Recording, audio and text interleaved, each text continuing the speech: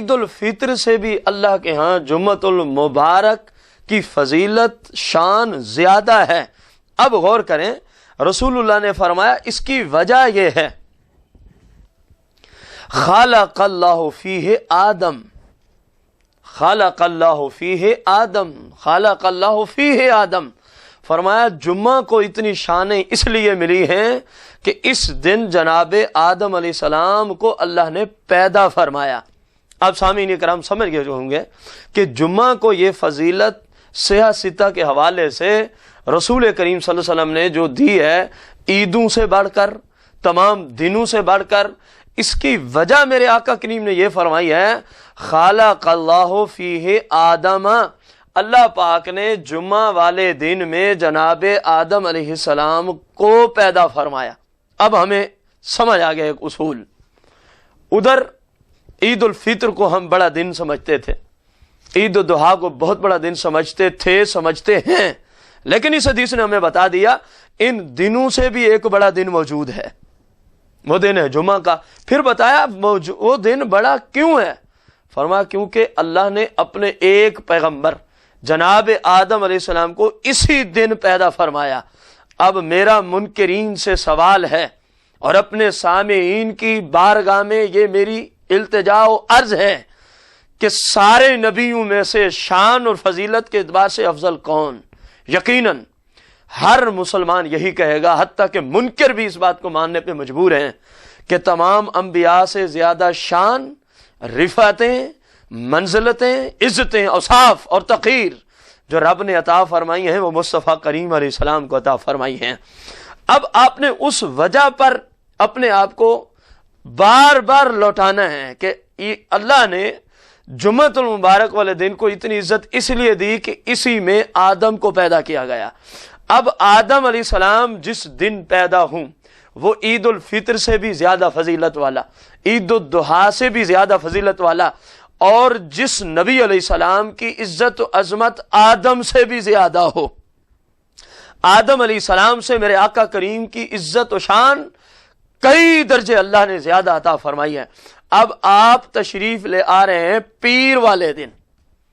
اب مصطفیٰ کریم علیہ السلام جس دن تشریف لائے، کیونکہ آپ کی عزت و عظمت و شان آدم سے زیادہ ہے، اور آپ تشریف لا رہے ہیں سوار شریف پیر والے دن، منڈے کو تشریف لا رہے ہیں، تو ان اصولوں کے تحت مسئلہ واضح ہو گیا کہ مصطفیٰ کریم جس دن تشریف لائے وہ دن جمعۃ المبارک سے بھی زیادہ فضیلت والا بن گیا، کیونکہ جمعہ کو پیدا ہوئے آدم، اور سوار شریف کو تشریف لائے آدم کے بھی سردار، آدم علیہ السلام کے بھی آقا، آدم علیہ السلام کے بھی مولا، آدم علیہ الصلاۃ والتسلیم میرے آقا کریم صلی اللہ علیہ وسلم کے پیچھے نماز پڑھ رہے تھے جس رات میرے آقا کریم صلی اللہ علیہ وسلم معراج کے لیے تشریف لے کے جا رہے تھے۔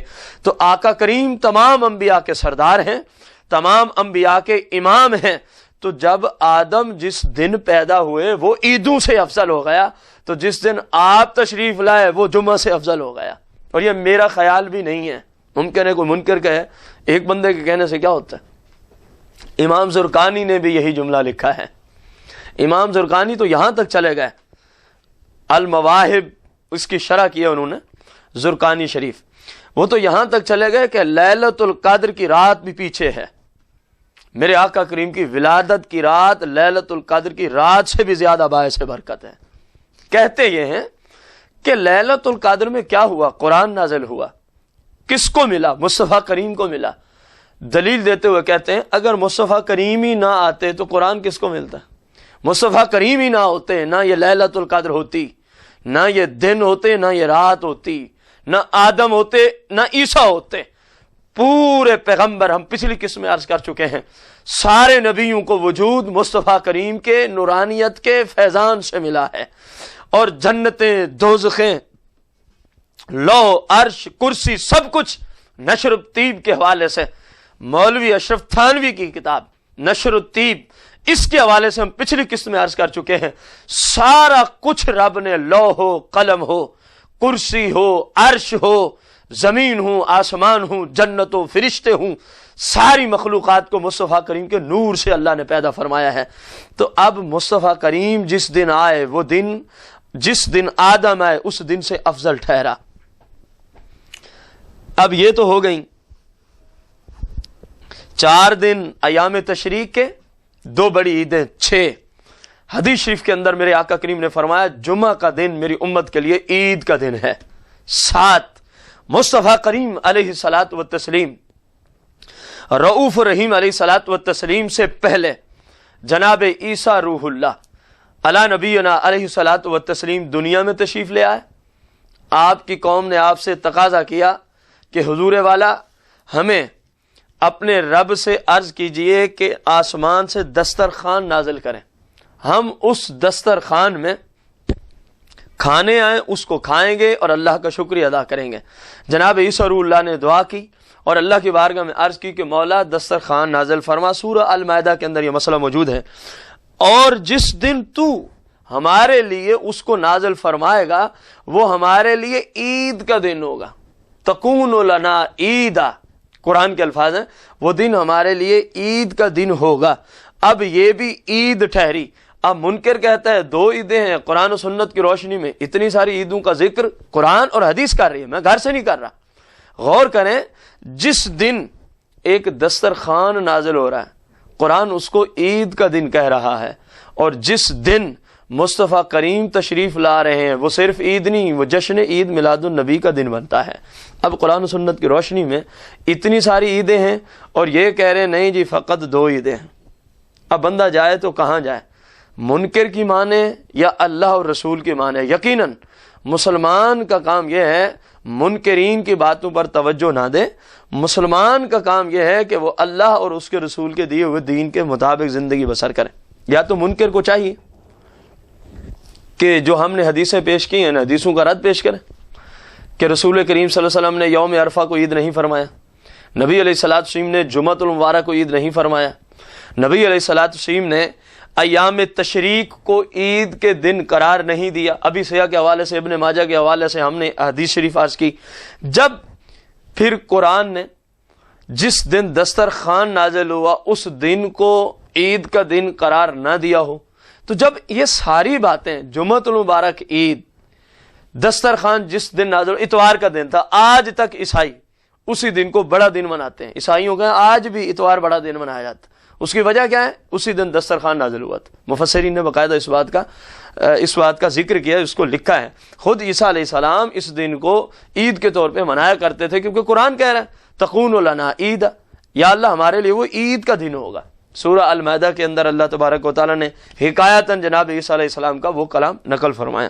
اب رسول اللہ جمعے کو بھی عید فرمائیں، دسترخوان جس دن آئے قرآن اس کو عید کہے، یوم عرفہ کو رسول اللہ نے عید کہا، 11 ذوالحجہ کو رسول اللہ عید فرمائیں، 12 ذوالحجہ کو رسول اللہ عید فرمائیں، 13 ذوالحجہ کو رسول کریم صلی اللہ علیہ وسلم عید کا دن فرمائیں۔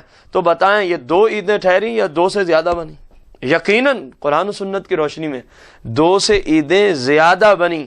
جب 2 سے عیدیں زیادہ ہیں تو پھر یہ کہنا کہ سنیوں نے 2 عیدیں تھیں اور 3 بنا ڈالی ہیں، یہ بات بالکل غلط ہے۔ یہ اعتراض لا یعنی قسم کا اعتراض ہے، تعصب کی بنا پہ کیا جاتا ہے۔ قرآن و سنت کی روشنی میں یہ اعتراض بنتا نہیں ہے۔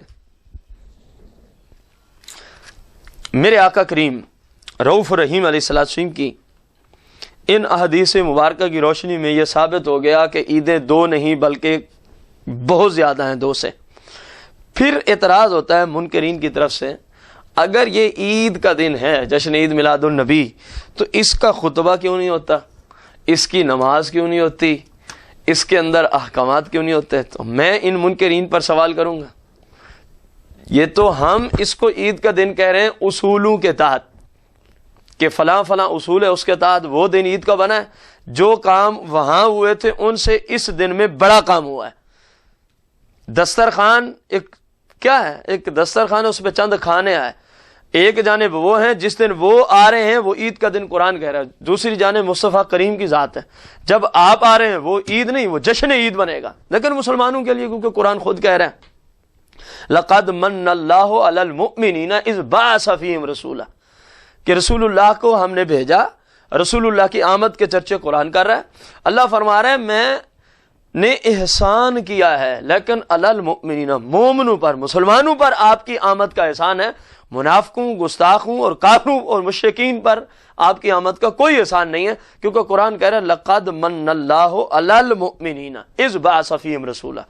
آل عمران کے اندر کہہ رہا ہے قرآن کہ جب ہم نے اپنے محبوب کو بھیجا، اس بھیجنے پر، اس نعمت اور اس فضل پر ہم نے مومنوں پر احسان کیا ہے۔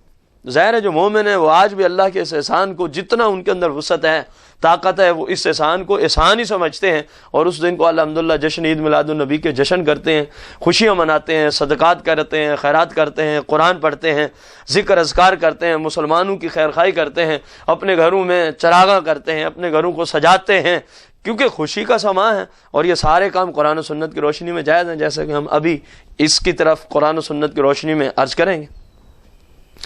اب میں منکرین سے پوچھتا ہوں، جو وہ سنیوں سے پوچھتے ہیں اگر یہ دن عید کا ہے تو اس کی نماز کہاں ہے، اس کا خطبہ کہاں ہے؟ میں پوچھتا ہوں یوم عرفہ 9 ذوالحجہ کو سیاہ میں یہ حدیث موجود ہے ابن ماجہ میں، رسول اللہ نے عید کا دن فرمایا، ابھی آپ حدیث کو سماعت کر چکے ہیں۔ میں ان سے پوچھتا ہوں 9 ذوالحجہ والے دن کون سی نماز ہوتی ہے عید کی؟ بقول ان کے کہ ہر عید کے لیے نماز کو ہونا ضروری ہے، ہر عید کے لیے خطبے کا ہونا ضروری ہے۔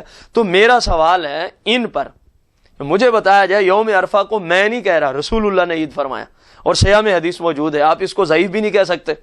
ویسے تو آپ کی مرضی ہے، جس کو چاہیں ضعیف کہہ دیں، جس کو آپ نے چاہا جناب آپ کے خواہشات کے مطابق آ گئی تو وہ ٹھیک ہے، اور جو نہیں ہے یہ حدیث ہی ضعیف ہوگی۔ آپ کے کہنے سے کوئی حدیث ضعیف نہیں بنتی۔ اس حدیث کو جو ابن ماجہ کے حوالے سے ہم نے پیش کیا ہے، رسول کریم صلی اللہ علیہ وسلم یوم عرفہ 9 ذوالحجہ کو عید کا دن قرار دیا، کس محدثین میں سے کس محدث نے اس حدیث کے راویوں کو جو ہے وہ ان پہ کلام کیا اور کہا جی سند کے اعتبار سے حدیث ضعیف ہو گئی؟ کسی نے بھی نہیں کیا۔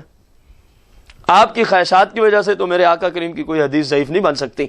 اب غور کیا جائے، آپ ان سے پوچھیں 9 ذوالحجہ کو آقا کریم نے عید کا دن فرمایا، نماز کہاں ہے، خطبہ کہاں ہے؟ 9 ذوالحجہ والے دن۔ پھر ایام تشریق کو آقا کریم علیہ السلام عید کا دن قرار دے رہے ہیں۔ پوچھا جائے 11 ذوالحجہ کو کون سی عید کی نماز پڑھائی جاتی ہے؟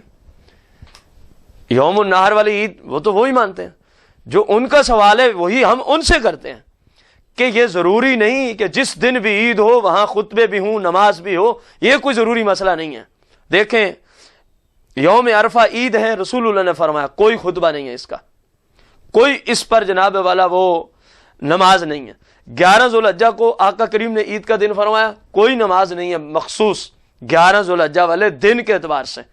کوئی ایسا خطبہ نہیں ہے جو 11 ذوالحجہ والی دن، جس دن کو آپ نے عید فرمایا، وہ دن مسلمانوں کے لیے کوئی آپ نے نماز بھی دی ہو، کوئی خطبہ دیا ہو۔ اسی طرح 12 ذوالحجہ کو آپ نے عید فرمایا، کوئی مخصوص نماز اور خطبہ نہیں دیا۔ 13 ذوالحجہ کو آپ نے عید فرمایا، کوئی مخصوص خطبہ اور نماز عطا نہیں فرمائی۔ جمعۃ المبارک کے دن کو عید قرار دیا، کوئی مخصوص نماز عید ہونے کے اعتبار سے جمعۃ المبارک کے دن میں عطا نہیں فرمائی۔ اور کوئی کہے اور جی پھر جمعہ کے دن خطبہ بھی ہوتا ہے، عید بھی، جمعہ کے دن نماز بھی ہوتا ہے۔